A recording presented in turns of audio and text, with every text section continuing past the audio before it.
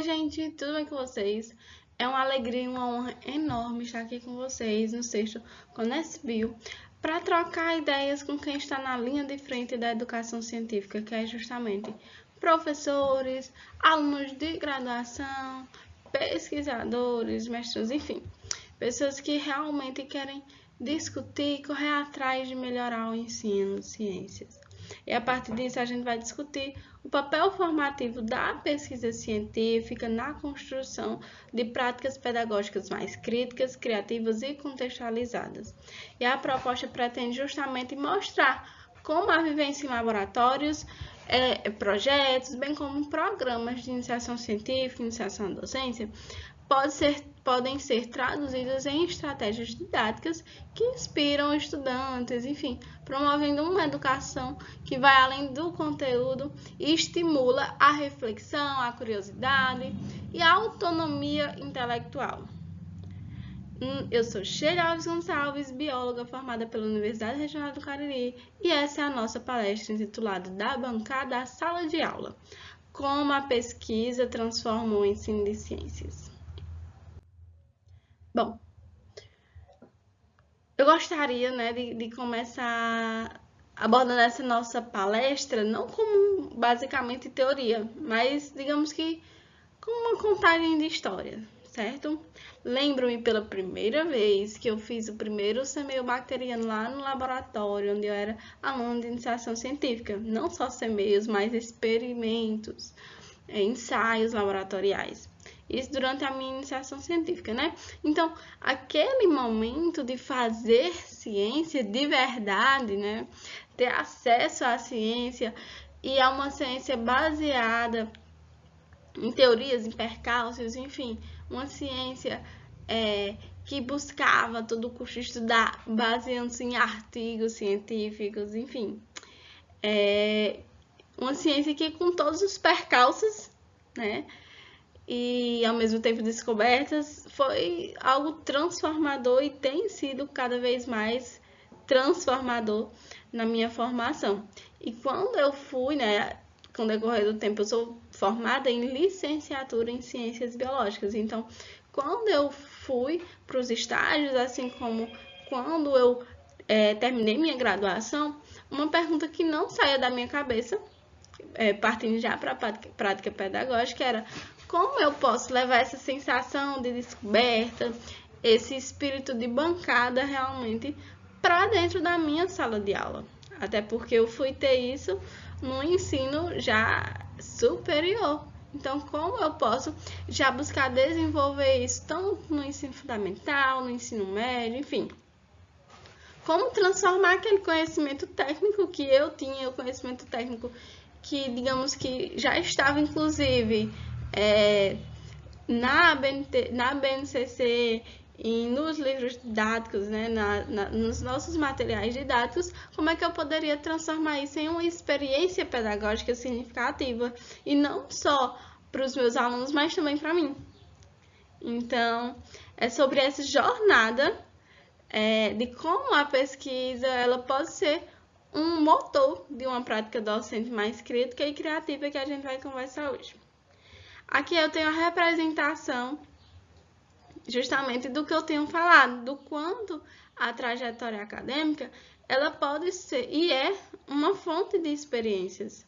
Nesse caso, eu trago a representação minha, em uma aula de ciências, nesse caso do ensino médio, com o qual nós mesclamos o ensinar, de citologia, isso era lá no primeira série, do ensino médio. Então, a gente estava fazendo uma revisão zona de biologia celular, citologia, enfim, falando de conceitos que são básicos, que muitos deles já sabiam, inclusive, só que a gente precisava trazer mais ainda à tona, uma vez que ficaram várias lacunas, e a gente viu isso a partir de quê? De uma avaliação da aprendizagem, de uma avaliação sobre o que eles já conheciam, do que eles tinham como dificuldades e do quanto a gente poderia ainda melhorar, justamente para que quando fosse no futuro, seja em avaliações externas, internas, enfim, assim como na vida mesmo,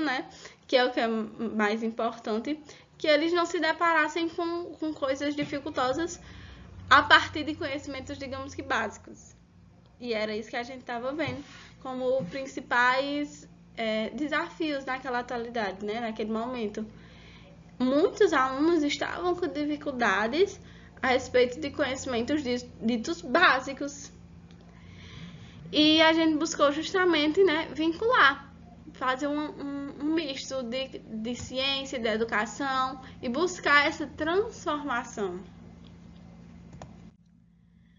E nosso objetivo, de modo geral, tanto dessa palestra quanto das ações, foi justamente demonstrar, inspirar, enfim, com exemplos concretos, é claro, como a vivência científica, nesse caso dessa palestra, ela pode ser traduzida em estratégias que formam estudantes mais curiosos, críticos, autônomos, superando aquele modelo de ensino que se limita a só e simplesmente transmitir o conteúdo. E foi justamente isso que a gente conseguiu obter. Aqui eu estou traduzindo nosso objetivo da palestra, né, que é demonstrar como é que essa vivência pode melhorar nossas estratégias e trazer bons resultados quanto à aprendizagem dos estudantes, justamente porque minha dupla do estágio, enfim, os professores da escola também aderiram, muitos deles, né? Aderiram, inclusive, de outras disciplinas, e a gente teve bons resultados, certo? Sobre isso, a gente tem que pensar aqui em um ponto principal, que é o quê? Que muitas pessoas pensam que o principal ganho, digamos assim, de um pesquisador da área da educação é basicamente o conteúdo que ele acumula e vai lá passar para o aluno. Passar no sentido de você só pegar e passar para outra pessoa. Só que o mais importante, né? O que a gente tem que fazer com tudo isso?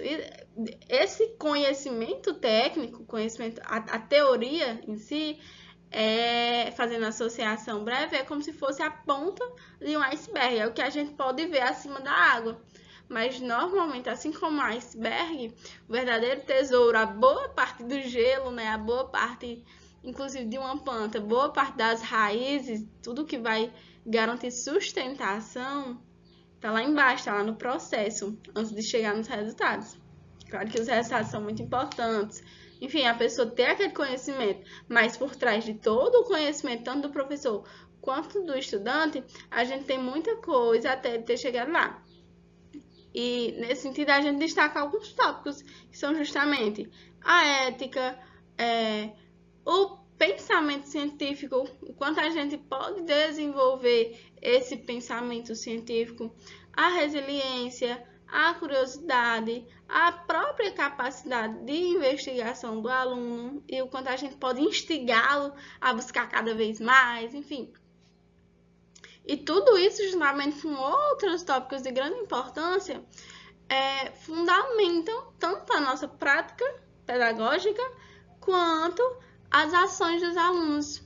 Exemplo, se você instigar os alunos de forma ética, é claro, a partir de uma técnica de curiosidade, fazer com que ele investigue uma técnica, ou então uma professora, já partindo para outra área também, uma professora de história, de literatura, chegar contando de uma história como se fosse a sua história ou a história de uma vizinha e no final diga, para você saber disso, vale esse livro, porque essa história está aqui nesse livro. E, gente, vocês acham que os alunos, é claro que muitos deles não gostam de ler, mas instigando, trazendo a curiosidade à tona e instigando essa capacidade de investigação, vocês acham que eles não iriam, pelo menos, correr atrás de saber o fim dessa história? Ou então, se vocês utilizassem metodologias ativas que buscassem a inspiração, buscassem essa instigação, dessa investigação, dessa busca do conhecimento, ou até mesmo do questionamento de um colega, de um questionamento saudável, é claro, né, de forma ética, eles, a partir até de uma conversa, de uma discussão, aprenderiam muito mais do que se eu Sheila, né, chegasse lá na frente, oi, fizesse a chamada e depois da chamada falasse muito conteúdo, quando no final o aluno não sabe nem qual é a temática geral, digamos assim, né? Então, a pesquisa, ela nos ensina muito, eu falo isso por experiência própria, e enfatizo o quanto vocês devem buscar pesquisar, buscar fazer análises, enfim, seja análises científicas experimentais, no meu caso, né, de laboratório, sejam análises quanto a etnobotânica, etnofarmacológica, fazendo uma análise da comunidade, dos alunos. Então, tudo isso, assim como também fazer com que eles façam análises de diferentes tipos, auxiliam a busca do conhecimento, a assimilação do conhecimento, bem como outros tópicos. E como eu disse, a pesquisa ela nos ensina a lidar com algumas frustrações, como quando você passa o dia todo falando de um assunto, quando é no final da aula, o aluno, um tá dormindo, o outro tá conversando, aí tem uma menina que tá lá no fundo pintando as unhas, outra pessoa tá conversando, enfim, tantas coisas que eu já presenciei de quando eu estava estagiando e o professor, ou então até mesmo em um momento de visualização de uma aula de um professor, e eis que estava, digamos que vários grupinhos e cada um fazendo coisa diferente, só que nenhum deles estavam prestando atenção no que o professor estava falando, no que o professor estava lhes apresentando, certo? Então,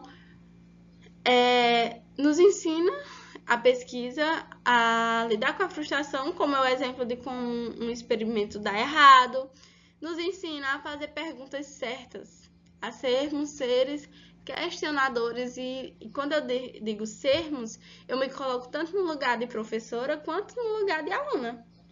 Quando a gente trabalha com a pesquisa, quando a gente trabalha com metodologias ativas, a gente questiona a nossa forma de trabalhar, a gente questiona o conteúdo, a gente questiona a comunidade, nos tornamos seres mais ativos, assim como também fazemos com que os estudantes se tornem seres mais ativos, certo? Além disso, a gente acaba ensinando a também analisar dados com rigor, com ceticismo, que nós sejamos pessoas mais críticas, né?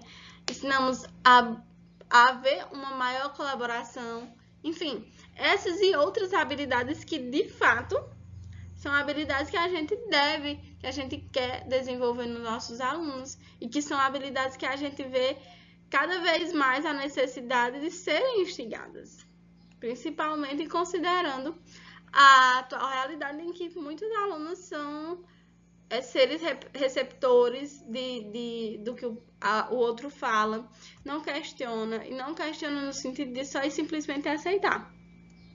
Então, a gente tem que, principalmente, traduzir tudo isso, né, para o nosso dia a dia. E eu trago esse questionamento, né, como é que a gente vai traduzir isso para o nosso dia a dia? Então, as principais técnicas, as principais formas que têm sido cada vez mais discutidas de como trazer o aluno, né, para o centro do processo de aprendizagem é justamente a partir de metodologias mais ativas, de metodologias que replicam, né, o ciclo da investigação. A exemplo, a gente tem algumas metodologias como a sala de aula invertida, a aprendizagem baseada em projetos, que é PBL, que são metodologias que colocam a investigação em jogo. A sala de aula invertida, por exemplo, como é retratada na imagem, é quando o aluno, né, assim como um pesquisador, o aluno vai estudar antes a literatura. Por exemplo, o pesquisador vai estudar antes de ir para a bancada. Então, fazendo essa associação, né, da pesquisa científica e o quanto essa experiência nos auxilia. O pesquisador vai estudar antes de ir para a bancada e o aluno vai estudar o seu material básico em casa antes de chegar lá na aula, para quando ele chegar, ele já chegar meio que sabendo.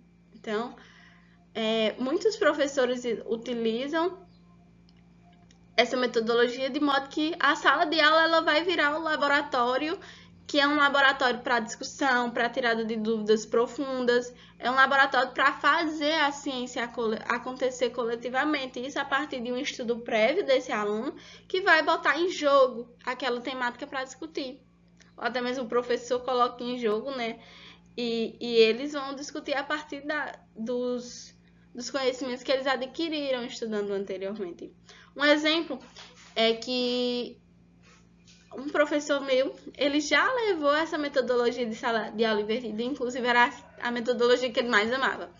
Ele nos dava algumas temáticas e semanalmente a gente discutia essas diferentes temáticas. Cada semana era uma temática diferente e a gente, além de colocar a temática em jogo, a gente meio que, como o próprio nome já diz, né, a sala de aula invertida. Se normalmente o professor fica lá na frente falando, e o aluno só ouvindo, nesse caso vai ser o aluno que vai lá apresentar a temática, né, como foi, o grupo, o aluno, enfim, foi apresentar a temática e o restante dos alunos que já haviam estudado previamente aquela temática, só que a partir, é claro que todo mundo tem sua visão de algo, sua compreensão. Então, a partir daquela apresentação, gerou-se uma discussão e todo mundo pôde contribuir com a aprendizagem um do outro.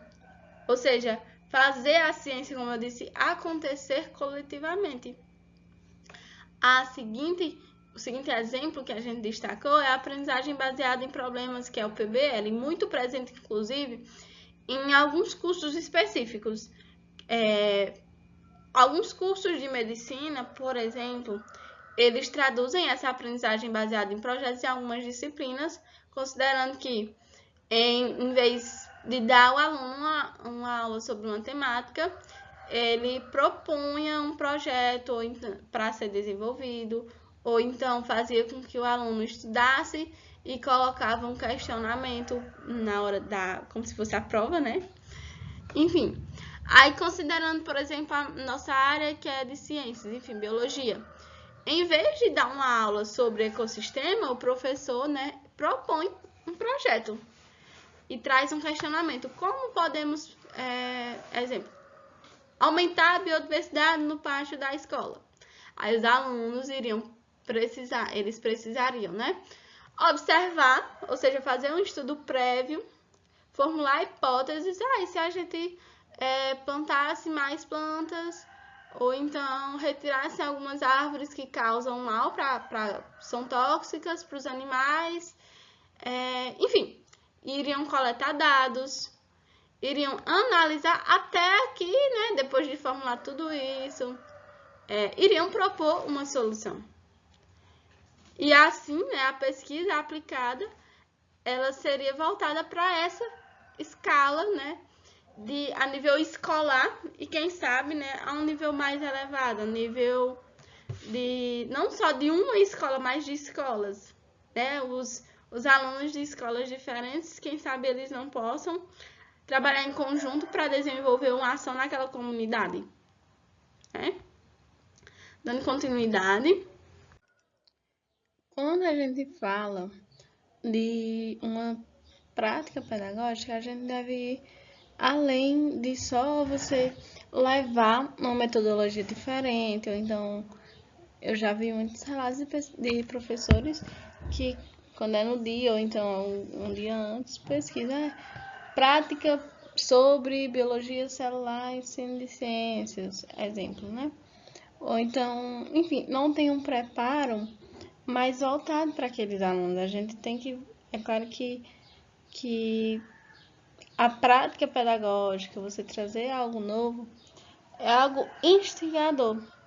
Só que, mais ainda, a gente tem que fazer essa prática vislumbrando a participação de uma turma que já é do nosso conhecimento. Como é que eu posso desenvolver, propor um projeto se eu não sei como é essa turma? E eu digo um conhecimento de turma no sentido de que eu conheço as dificuldades da minha turma, eu sei que ela é uma turma, por exemplo, que gosta de trabalhar em grupo. Então, eu já vou realizar, né, uma atividade que vise o trabalho em equipe. Se eu sei que é uma turma que gosta de apresentações de seminários mais do que uma prova. Então, mesmo que tenha aquela prova, só que eu vou dar também uma ênfase para que eles possam desenvolver melhor algumas habilidades, para que eles possam aprender melhor e mais nesse desenvolvimento desse seminário ou de outras práticas, de outras formas de se trabalhar mesmo. E mais do que isso, eu tenho que considerar toda aquela minha vivência. Eu valorizo muito as universidades, trazendo isso para o contexto universitário, né? E associando a realidade escolar.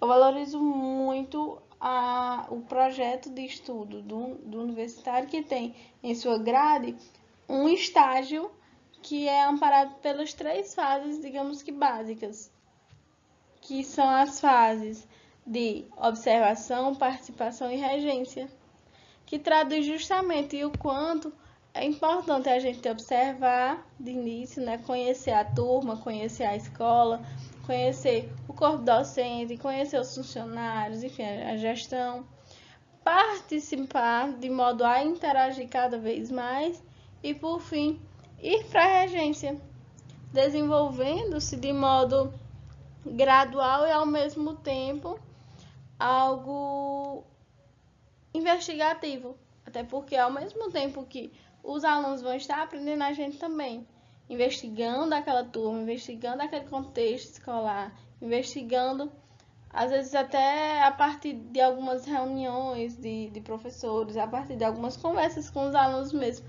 a gente compreende melhor aquele aluno, a gente compreende melhor a turma, a gente compreende melhor aquela comunidade.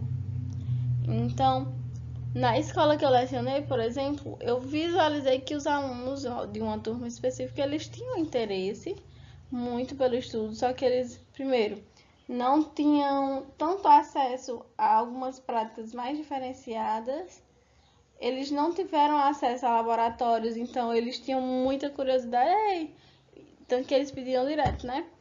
Ei, tia, ou professora, enfim, que tal a gente fazer uma prática em laboratório? Perguntavam quando a gente mostrava em slides o que era. Então, eles tinham um certo interesse. Aí a gente tem aí a imagem com a qual a gente trabalhou no laboratório, que era um equipamento pedagógico, que era um espaço que havia na nossa escola, só que não era muito bem utilizado pelos professores. Então, pelo menos alguns especificamente para essa turma. Então, a gente sugeriu, levamos a proposta, né, para a professora regente, enfim, para algumas pessoas que estavam associadas à organização do laboratório, que a gente tem todo digamos que, um cronograma, todo um planejamento, o que é que a gente vai trabalhar, se vai necessitar de luvas, enfim.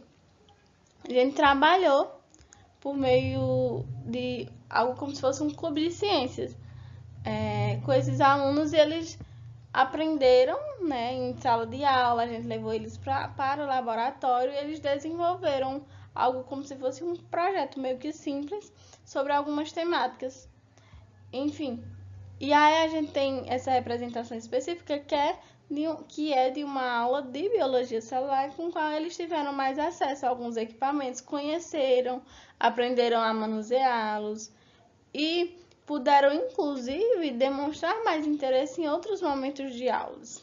Então, eles buscarem visualizar, experimentar, ir para a prática, apresentar os dados de um estudo que foi passado como trabalho, né, avaliativo, os dados para os colegas, enfim, assim como para outros professores, foi algo que trouxe um engajamento absurdo mesmo, de verdade. E, enfim, a ciência, ela saiu do livro, né, e ganhou sentido. Então, o que a gente entende? Que a iniciação científica no âmbito universitário, assim como a iniciação científica júnior, considerando um âmbito de escola de ensino básico, associando também a projetos e programas de extensão universitários, eles são fontes poderosas para mostrar ao aluno que ele também pode ser um produtor de conhecimento. Então, ele pode buscar, pode pesquisar, pode investigar e pode partilhar desse conhecimento, não sendo só e simplesmente um ser reprodutor. A gente também trabalhou com uma técnica pedagógica que foi mesclar as experiências, né?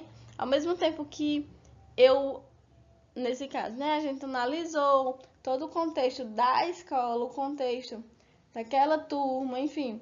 E os alunos meio que em particular, é claro que a partir de uma observação em sala de aula, a gente pode compreender melhor as ideias deles, compreender melhor, digamos que o mundo deles, sabe? E para que a gente pudesse, por fim, conectar esses mundos a partir de experiências que fossem mais significativas.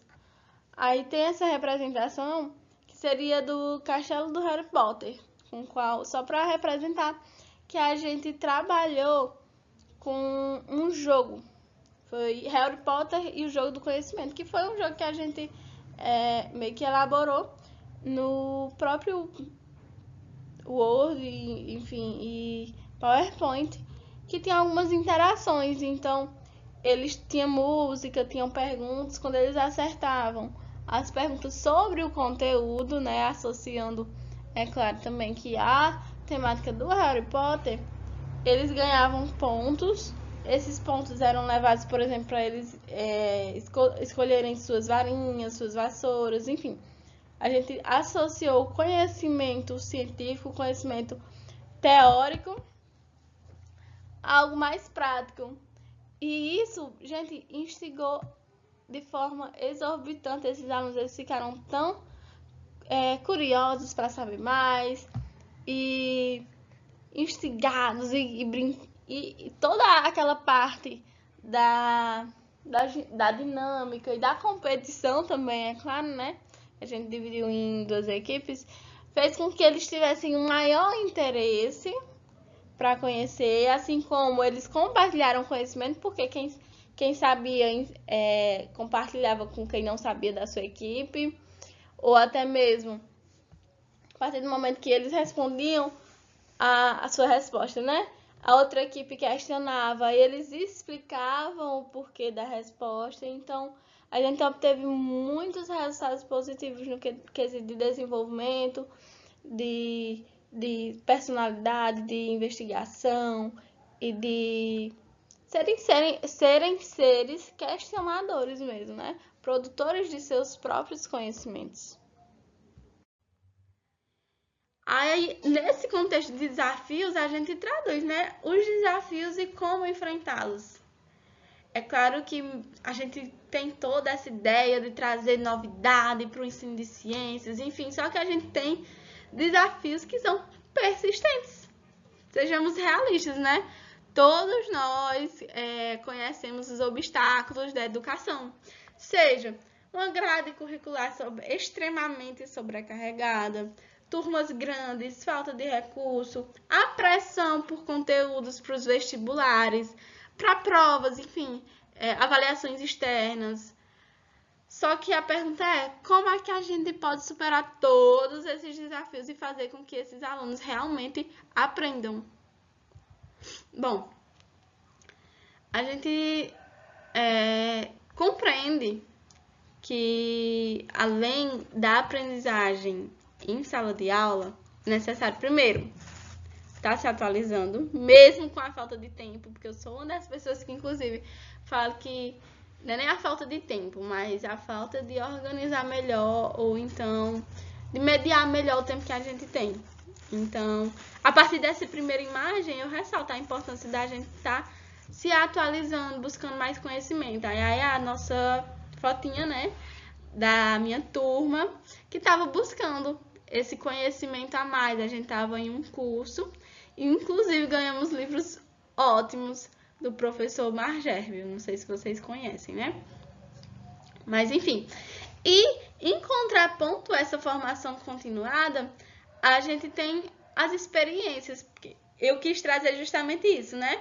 Ao mesmo tempo que a gente tem que fazer a nossa parte, buscar conhecer mais, enfim, aquele que ninguém vê, mas a gente sabe que faz diferença, a gente também tem que fazer na sala de aula.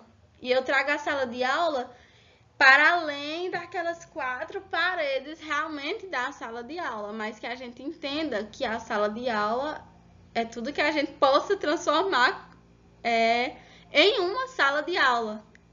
A sala de aula é todo o ambiente em que o estudante ele possa aprender algo. Exemplo, a gente tem essa imagem que eu e os meus alunos, a minha turma de alunos, né, e algumas pessoas da escola que foram me auxiliar, né, a gente foi pro viveiro municipal da cidade em que a gente estava na escola, né, da cidade da escola, enfim. E a gente retrata a partir disso o quanto os alunos eles, se preocuparam com o meio ambiente, tiveram acesso ao conhecimento do pessoal do viveiro, além dos conhecimentos que a gente já meio que mediou em sala de aula, na sala mesmo de 4 paredes, mas o quanto eles aprenderam nessa sala de aula enorme que é o meio ambiente. O quanto eles aprenderam, fizeram uma trilha, quanto eles aprenderam um com o outro, o quanto eles aprenderam com os profissionais do viveiro, o quanto eles aprenderam associando uma planta à outra, enfim, não é preciso um semestre inteiro para o desenvolver de um projeto, para o desenvolver de uma ação, enfim, às vezes algo de 1 horinha, de 15 minutos, enfim, acaba trazendo essa dimensão questionadora. A lógica do questionamento é o que importa. Às vezes não é nem você falar horrores sobre a oxidação ou então sobre um processo que acontece, mas você trazer o questionamento. Por que quando eu corto uma maçã, ela acaba escurecendo? Então, como eu disse, a lógica do questionamento é o que importa. Outro exemplo é você trazer essa contextualização. Se eu vou ensinar respiração celular, em vez de começar pela equação, pelos todos os processos, por que eu não começo com uma pergunta? Para trazer essa contextualização de que porque a gente se sente, né? Porque nos sentimos cansados após uma atividade física. Aí eles vão pensar. Por quê? Então, a partir de um problema concreto, a gente vai acabando, né, quebrando essa fragmentação e a gente vai meio que clareando as ideias diante desse questionamento. E é aqui que a gente chega num ponto crucial.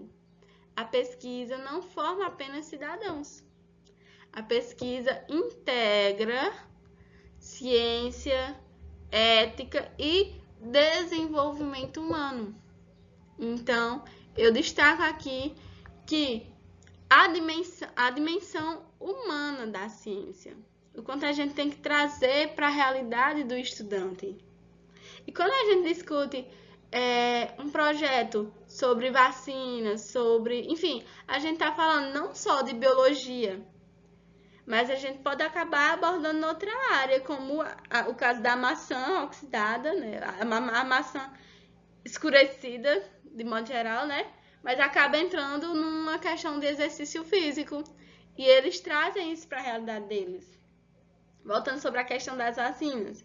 Quando a gente fala sobre discute um projeto sobre vacinas, a gente está falando de biologia, de saúde pública. A gente está falando da importância de confiar na saúde, na ciência. E quando a gente analisa dados sobre desmatamento, a gente está falando de ecossistemas, de ética, de responsabilidade social. Então, não há nada que seja particular, não há nada que seja algo isolado. A gente acaba associando a outras áreas e a partir dessas associações e contextualizações que eles aprendem mais, que eles fixam isso na mente deles e que eles se tornam seres mais questionadores, seres que compreendem realmente o que está acontecendo e que são capazes de fazer associações. Então, o professor que viveu trazendo o objetivo geral, né, da nossa palestra, o professor que viveu a pesquisa, que tem essa experiência, carrega consigo as nuances e consegue mostrar que a ciência é uma atividade humana, cheia de debates, de incertezas, de impactos profundos na sociedade. Enfim, este é o ensino que humaniza. Então, vimos hoje que a pesquisa ela é muito mais que um currículo no Lattes, que ela é um repertório de experiências que torna a nós todos, né, melhores educadores, assim como nos fornece ferramentas para implementar metodologias ativas, enfim, e conectar a escola com o mundo real. E além disso, né, e faz com que a gente possa enfrentar os desafios do ensino conteudista a partir do uso da criatividade, da própria pesquisa, né, da lógica, da ética, enfim. Só realmente para concluir, ensinar ciência, minha gente, não é apenas transmitir conhecimento.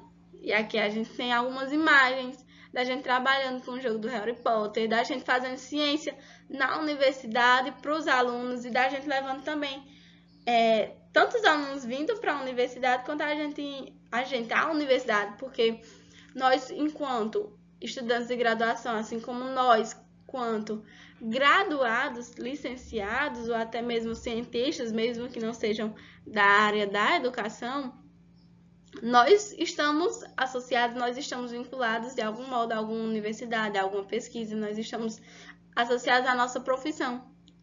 Então, que a gente possa levar esse conhecimento, assim como aprender algo, né? E aqui eu gostaria de deixar uma reflexão. Ensinar ciências, minha gente, não é sobre preencher mentes com informações. É sobre acender fagulhas de curiosidade e equipar os alunos com as ferramentas para buscarem suas próprias respostas. A nossa missão como educadores, como pesquisadores e como futuros educadores e pesquisadores, sejam eles em qual situação vocês se enquadrarem, mas enfim, nossa missão é formar alunos que apenas, não é formar alunos que apenas sabem de o que é mitocôndria, enfim, o que é um ribossomo, mas a nossa missão como educadores é formar alunos que questionem por que a mitocôndria é importante, que imaginem o que podemos descobrir sobre ela no futuro e que entendam como esse conhecimento impacta a vida das pessoas. Nós precisamos formar sujeitos críticos e humanizados, capazes de navegar em um mundo cada vez mais complexo. E a chave para isso está justamente em tratar a sala de aula como a nossa bancada mais importante. Gostaria de agradecer novamente a todos pela atenção, ao pessoal da organização, enfim. Espero que esta conversa tenha plantado algumas sementes e inspirado novas ideias. E agora, né, eu gostaria muito de ouvir vocês. Então, se vocês quiserem compartilhar uma experiência, fazer um comentário, alguma pergunta, enfim, a palavra é de vocês. Deixa aqui o meu e-mail, bem como minhas redes sociais para contato. Desde já, muito obrigada e até logo!